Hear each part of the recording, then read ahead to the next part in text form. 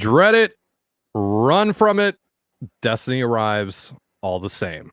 Our thoughts following another Mariners comeback win over the Blue Jays coming up here on the Locked On Mariners postgame show. Colby, hit it. You are Locked On Mariners, your daily Seattle Mariners podcast. Part of the Locked On Podcast Network, your team every day. Ahoy, sailors. It is Saturday, July 22nd, 2023. This is Trident Gonzalez and Colby Patnode for the Locked On Mariners postgame show. Thank you so much for making us your first listen after the game. Subscribe, like, and turn on alerts if you're watching on YouTube, or subscribe and leave a 5-star review on your preferred podcast platform if you like what you hear. And if you're part of the crew and rock with us every single day, let us know in the comments below. And if you want to hear from us even more, please consider signing up for our Patreon. You can now get a free 7-day trial to check out the show. The link, as well as our social accounts, is in the description of this episode. 9-8, the final score from T-Mobile Park. Mariners follow up last night's walk-off with a thrilling come-from-behind victory over the Toronto Blue Jays in front of a whole lot of Canadians. Tell me if you've heard that one before. And just like that, the Mariners are now only 3.5 games back of the third and final wild card, with a chance tomorrow to sweep the team they're directly chasing. Very possible they could be 2.5 back after tomorrow afternoon. So, Colby, what are your thoughts after this very exciting win for the Mariners? We back? We're so back? We're on the way to being back, but, all right, until you... Yeah, I mean, we have 7 games until the deadline, 8 games until the deadline. Mm-hmm. You go 6-2, then fine, we're back. But I feel like we've seen this enough times to know they're not back until they're back. So I'd rather be late on declaring them back than early. I'll say that much based on what we've seen. But yeah, it's been a really impressive 2 days over at T-Mobile Park. Really electric atmosphere, and you could tell the players are pretty amped for this series. You saw it last night with, Swanson's emotion and Seawald and Teo, and these are not players who are going through the motions. These are not just random games in July to the two teams that are playing. Just really good energy in the ballpark, and the Mariners have won back-to-back games against what is probably becoming one of the better rivalries in baseball right now. Mm-hmm. Still ways to go, but there's no love lost between these teams, and obviously the fan bases as well. So yeah, it's just so funny to look at the differences in the 2 games, both of which one-run Mariner victories, which we've been accustomed to and haven't seen a ton of this year. So that's nice to see that club back in their bag. But Friday night, it was just pitching, just ungodly pitching that you just threw at them, and just enough offense. And today it was the opposite. Your pitching wasn't very good. And your offense had a pretty unique day. They only had 8 hard hit balls all day, but 7 of them actually landed for hits. 4 of them were home runs. And despite, the 11 strikeouts and no walks, you were able to get Gausman out. You tagged him 4 times. And then you were able to get right into the Blue Jays' greatest weakness, which is that middle of the bullpen, and just get to work on that. And your own bullpen was, it was okay. Brash gets charged with 2 earned runs. No, but Brash was okay. Spire was not very good. Campbell, fine, whatever. Only had to get 1 out. The bullpen was okay today. Mm-hmm. Logan Gilbert was not. So your offense had to pick it up, and boy, did they. We talk about the 4 solo homers. Julio finally hit his first home run in a month. It's been 4 weeks since Julio last hit a home run. Obviously, Cal Raleigh, the easiest guy in baseball to pitch to. Just such an easy out. He goes yard twice because of course he does. Dylan Moore, who by the way is starting to smoke the ball in his last 3 starts. So I imagine he'll be in the lineup tomorrow. So that's great to see. But even some little things that from guys we don't really expect happen in this game. Like obviously Demo hit the home run. He also had a hustle double on a ball that he absolutely smoked. Can we give it up for Colton Wong at least a little bit today? Yeah. Big hit, worked a really good at bat with runners on second and third, nobody out, 1 out. Worked a single, RBI single, probably would have tied the game had Dylan Moore not tripped a little bit as he was headed to third. So, you got contributions from just about everybody in your lineup today in one way or another. It was just kind of a good all around effort by this offense. And it's exactly what you want to see. You want to see the power mix in, you want to see home runs, but you want to see them move the line as well. And when they can hit the home run, can they still score runs? The answer today was yes. And they needed every last one of those runs. So of course, Teo walks away with all the glory yet again, rightfully so. But, we shouldn't overlook Dylan Moore and Colton Wong and JP Crawford, the king of accidental hits against the Blue Jays on, his game tying game tying double that any competent first baseman makes a play on that ball. But hey, you know what? Vladdy's got a gold glove and I've been told he earned it. So obviously that's a real thing. So well, it was just as we all know, Colby, Juan Soto is one of the greatest defensive outfielders there is. Sure. Yeah. So it was just awesome. It was a fun game. There was ups and downs and highs and lows to the Mariners fan went for everywhere from like, oh, we're back, we got this win, to oh my God, it's over, to oh, we're right back in it, to oh my God, it's over again, to oh, we're gonna win 5 runs, to oh, good Lord, there's the winning run on third base with one out, and or tying run on third base with 1 out. And Topa slams the door. You didn't have Seawald today. He was apparently down after pitching in back-to-back games. It's almost like you shouldn't waste your closer in a 5-0 game. But whatever. So he'll be back tomorrow. Brash will be down. And Topa might be down as well after pitching back-to-back. So we'll see how the bullpen is tomorrow. But hey, you know what? Tonight you celebrate because you've clinched the series win against the Toronto Blue Jays. And, to make a huge impact, you kind of have to win tomorrow. But that's for tomorrow. Tonight is a great game. It's been awesome. Back-to-back come from behind victories for this Mariner team, which is showing a surprising amount of spunk in the face of adversity, which has not been a common theme for this team throughout most of this year. So showing some fight, showing some battle back, and it's just awesome to see. And of course, Teo comes up huge on back-to-back nights. This game was the epitome of we're so back, it's over. We're so back, it's over. And finally, we're so back. Sure. I mean, we're getting there, but yeah. No, all jokes aside, I will not be gaslit by this team. Go win 6 of your next 8, and then we can talk. But for now, I got my pinky toe dipped slightly into the water. Say that. Get to 6 or 7 games above 500, then we can talk. Yeah. Create some legitimate separation between yourself and 500. Okay, have they been 3 or more games above 500 this year? The highest is 3, I believe. The highest is 3. Okay. Yeah. All right. Well, that's where they can get tomorrow. But as we've seen for the last 4 months, the 500 mark will just pull you right back in. This is now the 8th time in Blue Jays history they have scored 8 or more runs against the Mariners and lost. And 3 of those have happened within the last 9 months.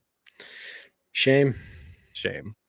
And it just so happened to all go down in front of those diehard fans who made the long trip from north of the border down to Seattle. Yeah. Don't you just feel awful for them, for what they're going to feel on the way back to Canada? Mm-hmm. Yeah. I'm real sorry about it. It's awful, man. But they'll go to Timmy. They'll go to Timmy's, get a maple log. Right. They'll sleep it off. It'll be fine. Yeah, drown their sorrows in a double-double. Yeah. Yep. They got their boys. Head down to the barn, take some slap shots. Right. Go through the 5-hole. At least they got the Leafs, right? The Leafs who have won as many series in the last 20 years as the Kraken have in their 2 years of existence. That's right. It would be correct. Those same Maple Leafs, yeah. The city of Seattle. We own Denver. Now we own Toronto. Let's talk about the man who owns Toronto, Cal Raleigh. JP Crawford. Sure. JP Crawford too, but Prime Minister Cal Raleigh did the damn thing again today. So let's talk about him. in just a moment. But first, a reminder, this episode of the Locked On Mariners podcast is brought to you by eBay Motors. For a championship team, it's all about making sure every player is a perfect fit. And that's the same when it comes to your vehicle. Every part needs to fit just right.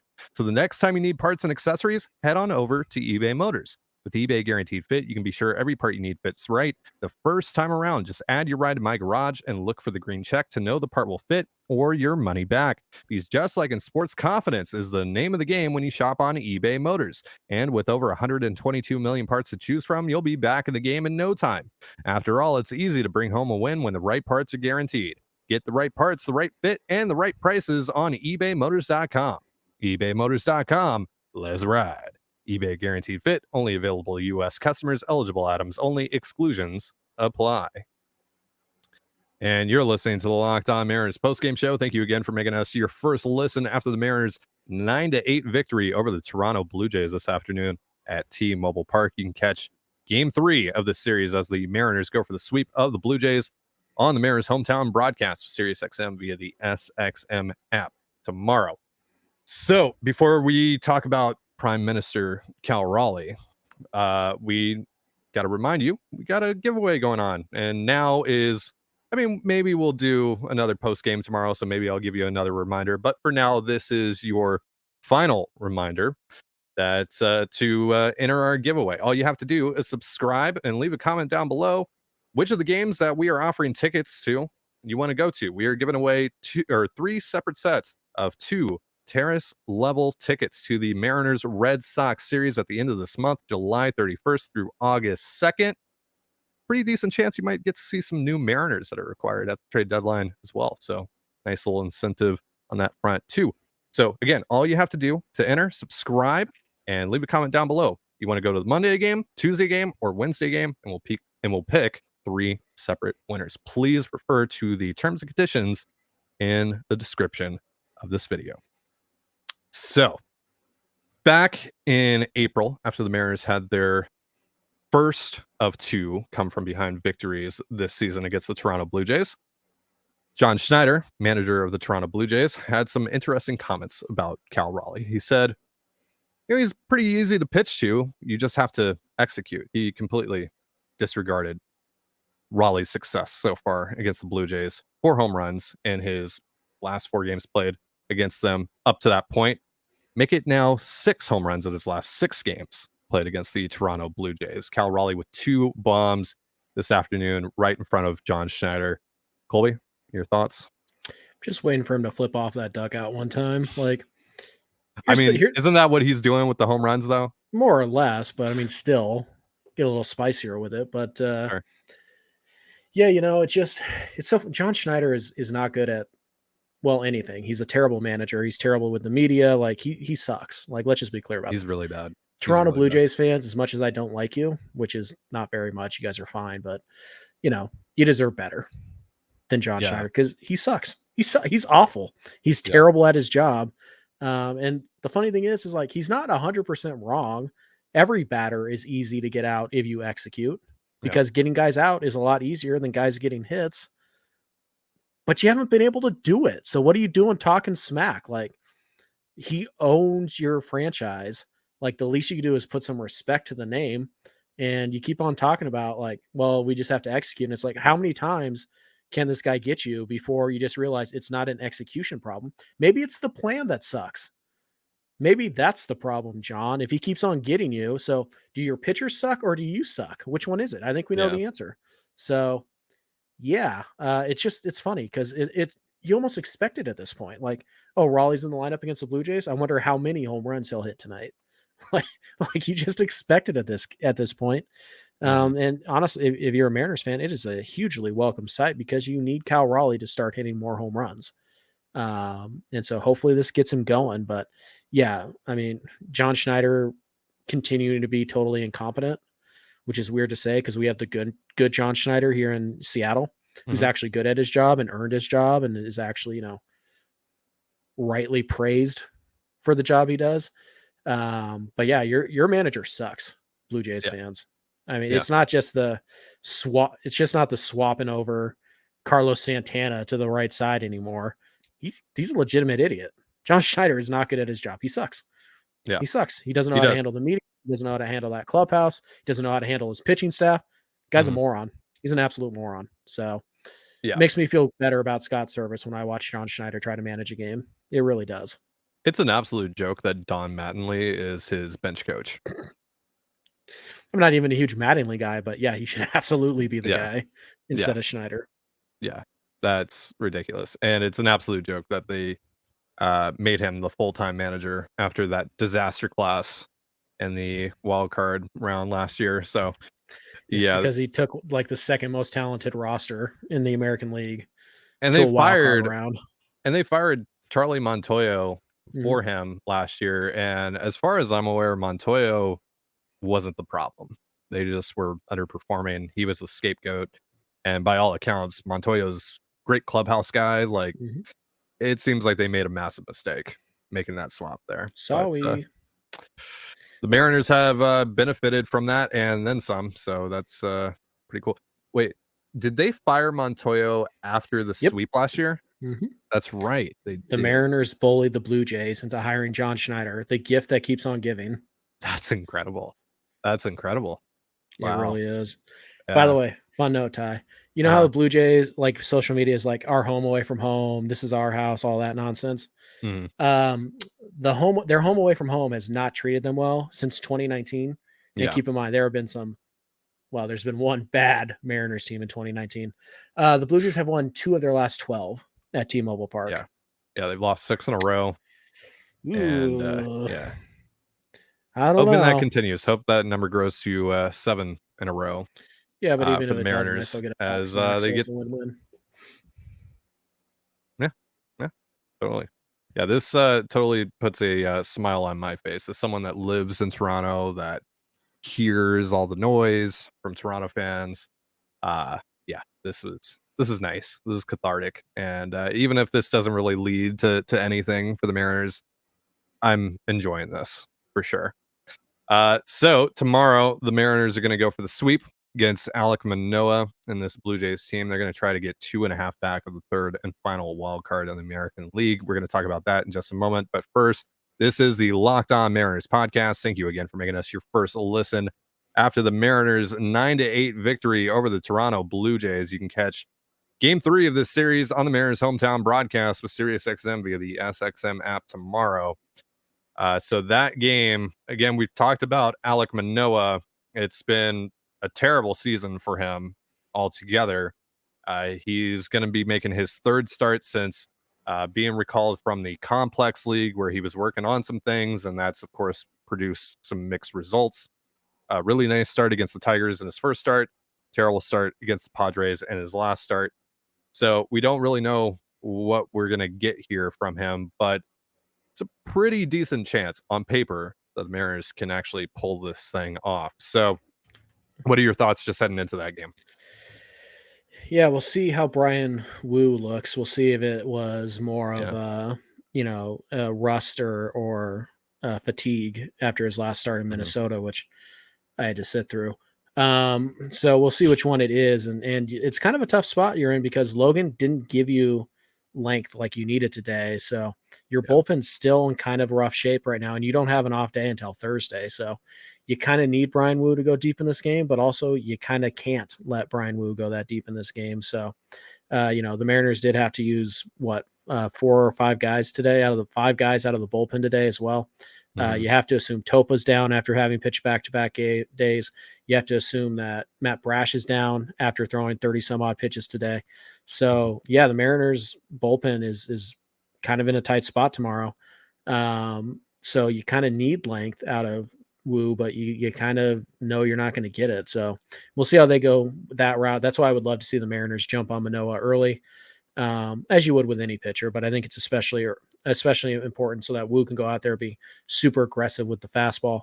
And we know Toronto's a good fastball hitting team, so it's a tough challenge for Wu. It's not a great matchup to begin with. Thankfully, not a ton of lefties in this Blue Jays lineup that are going to do damage, so that should help Wu a little bit. But he's got to have the slider tomorrow because the fastball wasn't that good against Minnesota. We don't know what we're going to see from him in terms of again, rust versus fatigue or anything like that. So he's going to need the slider tomorrow. It's going to have to show up, and if he can do that, if he can go 5, maybe cross your fingers, he can get through 6, and then you should be in pretty good shape, because I do think Manoah will give you opportunities to score off of him, but you never know. Like, obviously Manoah is a much more talented pitcher than the year he's having. Right. And it's hard to imagine that talent just doesn't play out at some point this year. And maybe it happens against you. So that's why, again, it was pretty critical to get the one today. But I think the Mariners have a good shot to get the sweep. Again, we'll have to see what we get from Brian Wu. And, I wouldn't be shocked if they made yet another move to add somebody to this bullpen, just because, it's not in great shape. And again, you still have 4 more games until your first break since the All-Star game. It's a kind of a brutal schedule right out of the gate. So, I like their chances. I imagine we'll see Cal obviously will be in the lineup tomorrow. I bet we see Dylan Moore back in the lineup tomorrow. We'll see if Colton Wong earned himself a second start against the righty. But yeah, I think we're probably going to see one of them. And then I bet Ford gets the day off tomorrow. I would imagine that Taylor Trammell, who's recalled today, or Cade Marlowe maybe get the DH day, or they play right field and Teoscar gets the DH day. So we'll see. Or you might have a rare opportunity to give Julio the DH day because Trammell can handle center field. So Right. We'll see what they do with all that. We'll see what the lineup looks like tomorrow. But I think they have a pretty good shot to get the sweep, but I think it's going to come down to Brian Wu. I think he has to go at least 5 strong innings, and the Mariners are going to have to score, 3-4 runs off of Manoah. And if they can do that and they can push that pitch count early, they can get to this bullpen, which isn't all that good for Toronto, especially the middle parts of that bullpen. And, they can tack on at the end. So I think they have a good chance. It's just tough to really get a good feel for this because we don't know what Alek Manoah you're going to get. And honestly, we don't know what Brian Wu we're going to get either. So, right. Yeah. The last time we saw Manoah was in game 1 of that series back in April. And he had a lot of command issues, some walk issues, but they weren't really able to take full advantage of that. So hopefully this time around, if those issues are still plaguing him, they're able to do some more damage than they were the last time around. And we'll see if the Teoscar Hernandez revenge series continues. And can I just say real quick, I feel so vindicated. I feel so vindicated after the last 2 days. I feel this is amazing. I want to ask you, with now the injuries to Kelnick and Pollock, does that at all make it less likely that they would trade Teoscar because of the lack of depth in the outfield? I mean, I know that they've called up Trammell and they've called up Marlowe and they have Deloach still in AAA, but I think if they were to trade Teoscar, they're going to take as much time as humanly possible before they make that call. Because the one thing you don't want to do is you don't want to trade Teoscar on July 24th. And then on July 31st, Julio hits the IL with a wrist injury or something like that. And then all of a sudden you're 2.5 games back, but you've traded Teo and now you've lost Kelnick and you lost Julio.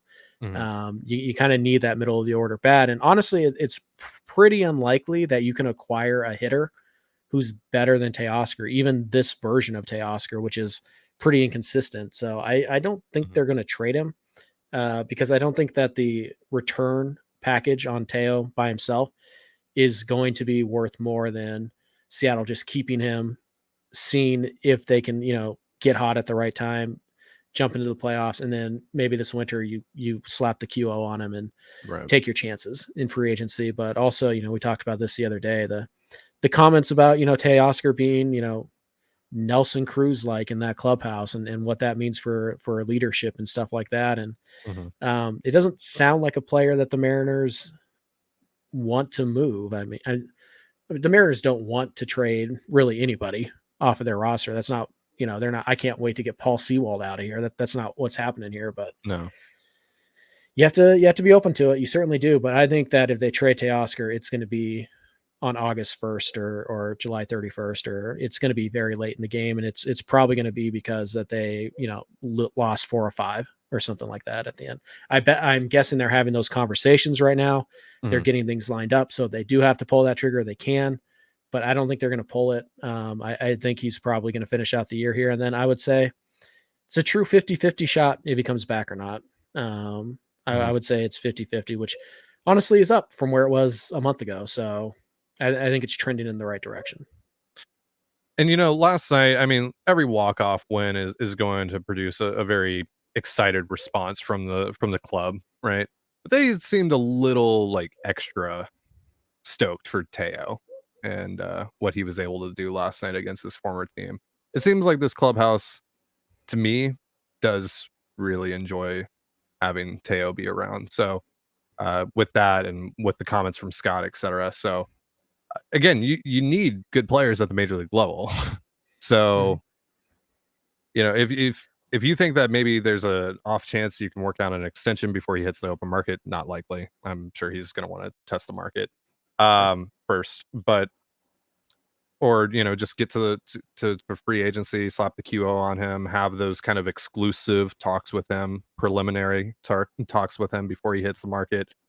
And then, see if you can bring him back here, because it does seem like he's someone that fits what they want, that fits the culture, Sure. that fits exactly kind of, what they want out of especially out of their veterans, because they have so few veterans on the club as well. This is still a really, really young team, even next year with guys getting another year under their belt. So, we'll see how it all goes. But last few days have been really fun.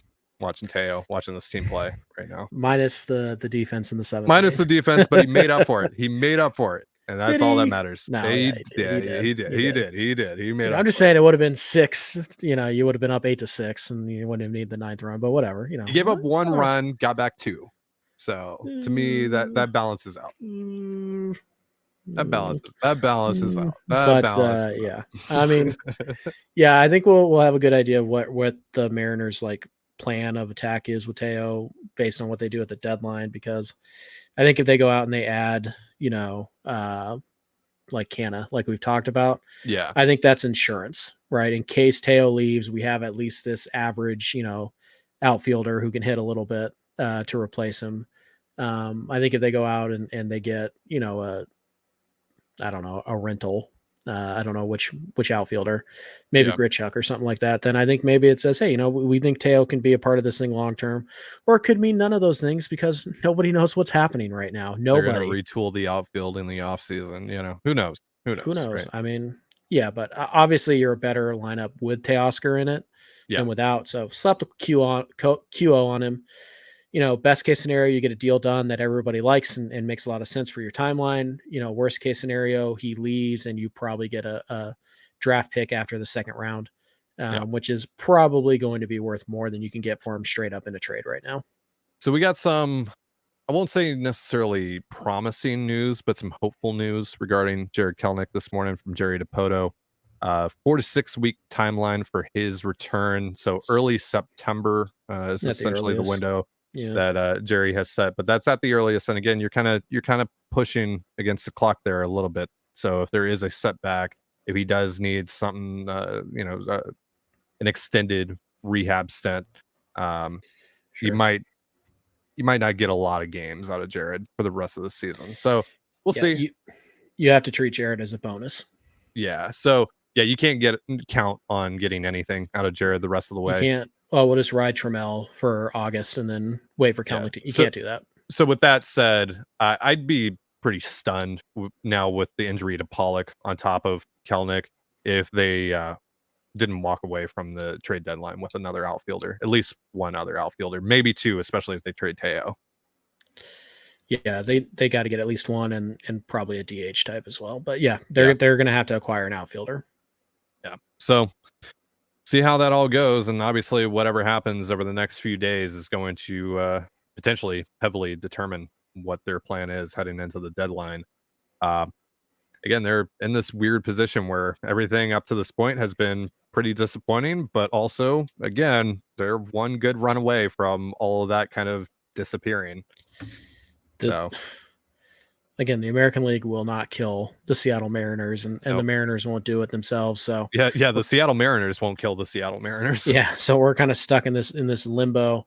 And I know you look at it and there's 3 teams ahead of you before you get into the wild card fight, but you're tied with Anaheim. You're a game back of Boston. You're a game and a half back of the Yankees, who are kind of free falling right now. Like, you're 3 good days away from being the first team out. You know what I mean? And or even being in that wild card spot. So yeah, you're definitely not out of it. And obviously, you know, if you can win tomorrow, or maybe you sweep the Twins, if you can win 3 out of these next 4 somehow, then I think, you know, going after the rental types, even the expensive ones, is definitely back on the table. So we'll see. You know, it's funny how quick a season can turn, but when half of the American League is mediocre right there with you, then anything can happen in the third wild card spot. Very much in play. Also the second wild card spot. Well, Colby, look at that. 2 straight days, and we didn't get kicked out of the room Yet. We're back. We're so You back. better wrap it up. That's going to do it for our show. Thank you so much for joining us here on the Locked On Mariners post-game show. For Colby Patnode, I'm Trident Gonzalez. Be sure to give us a follow on Twitter at LO_Mariners. You can follow me at Dane Gonzalez, that's DANEGNZLZ, and Colby at CPAT11, that's CPAT11. Follow us on Instagram and TikTok as well over at Locked On Mariners. That's one word, Locked On Mariners. You can also find all that stuff in the description of this episode. Thank you again for making us your first listen. Again, you can catch the Mariners and the Blue Jays for Game 3 of this series as the Mariners go for the sweep tomorrow on the Mariners hometown broadcast of Sirius XM via the SXM app. Have yourself a beautiful baseball day, and we'll see you next time. Peace.